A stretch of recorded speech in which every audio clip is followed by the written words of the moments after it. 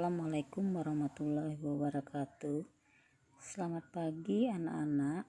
Sekarang jam pelajaran matematika wajib. Nah, untuk semester 1 ini materi kita untuk bab pertama yaitu dimensi 3. Pada dimensi 3 ini yang subbab pertama kita pelajari yaitu kedudukan titik, garis, dan bidang. Nah, untuk kedudukan titik, garis, dan bidang ini terbagi menjadi 5. Nanti kita akan bahas satu persatu. Baiklah, kita mulai dengan yang pertama yaitu kedudukan titik terhadap garis. Kalau kalian lihat pada gambar ini, terdapat 3 titik yaitu titik A, B, dan C. Nah, dari gambar ini dapat kita tentukan kedudukan titik terhadap garis ini ya. Nah, garis A dan B itu kedudukannya terletak pada garis. Sedangkan titik C kedudukannya yaitu terletak di luar garis. Nah, itulah kedudukan titik terhadap garis. Kemudian kita lanjut yang kedua, yaitu kedudukan titik terhadap bidang. Pada gambar yang kedua ini terdapat 3 titik, yaitu titik A, B, dan C. Serta ada satu buah bidang, yaitu ini bidang alfa. Ini bidangnya ya, bidang alfa secara keseluruhan. Nah, sekarang kita lihat bagaimana kedudukan titik terhadap bidang alfa ini. Yang pertama, titik terletak pada bidang. Titik yang terletak pada bidang ini yaitu titik A dan B. Sedangkan untuk kedudukan yang kedua yaitu titik yang terletak di luar bidang, yaitu titik C. Sekarang kita lanjut kedudukan titik yang ketiga yaitu kedudukan garis terhadap garis lain.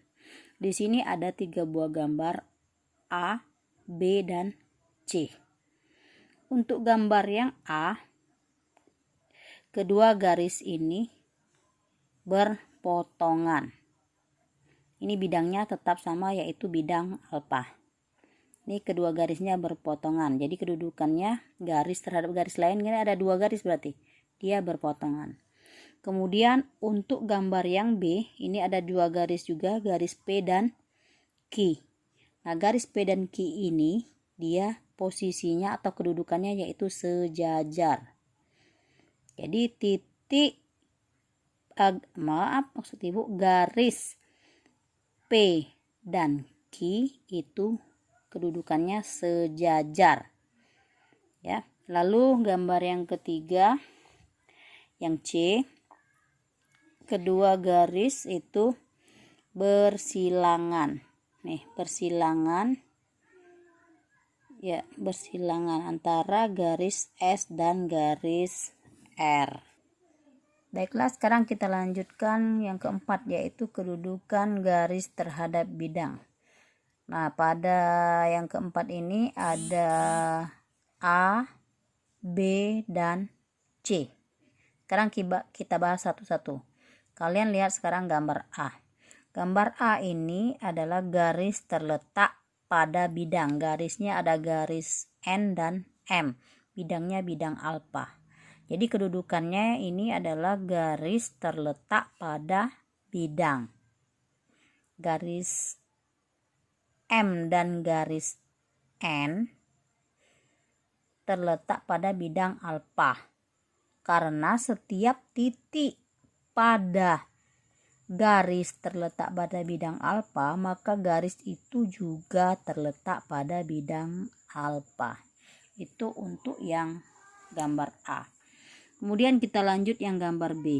Untuk gambar B ini garis dikatakan sejajar, garis sejajar dengan bidang. Sini ada 2 garis, garis K dan garis L. Garis K pada bidang dan garis L di luar bidang. Karena garis L ini sejajar dengan garis K, maka garis L sejajar juga dengan bidang alfa. Kemudian untuk gambar yang ketiga. Gambar yang ketiga atau yang C ini garis memotong. Memotong atau menembus bidang. Ini ada garis putus-putus. Itu supaya lebih jelas dia memotong bidang gambarnya ya.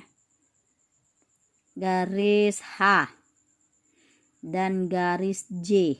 Garis H dan garis J di sini pada dua gambar ini yang memotong bidang alfa. Ya. Garis J tegak lurus dengan bidang alfa. Sehingga garis J juga tegak lurus dengan semua garis pada bidang alfa. Yang terakhir sekarang kita akan lihat yang kelima, yaitu kedudukan bidang terhadap bidang lain. Nah, di sini untuk gambar A dan B masing-masing terdapat dua bidang, bidang alfa dan bidang beta. Sekarang Ibu jelaskan yang A dulu. Untuk yang A, dua bidang ini dikatakan sejajar. Bidang alfa dan bidang beta saling sejajar karena tidak mempunyai garis persekutuan. Sedangkan pada gambar B ini dua bidang alfa dan bidang beta itu berpotongan. Itu namanya berpotongan. Dikatakan berpotongan karena mempunyai satu garis persekutuan, yaitu garis AB. Garis persekutuan ini juga disebut garis perpotongan bidang alfa dan beta. Baiklah, demikianlah penjelasan Ibu hari ini mengenai kedudukan titik, garis, dan bidang. Nanti ada tugas yang akan Ibu berikan mengenai kedudukan titik, garis, dan bidang ini untuk kalian kerjakan. Demikianlah dulu penjelasan dari Ibu akhiri dengan wassalamualaikum warahmatullahi wabarakatuh.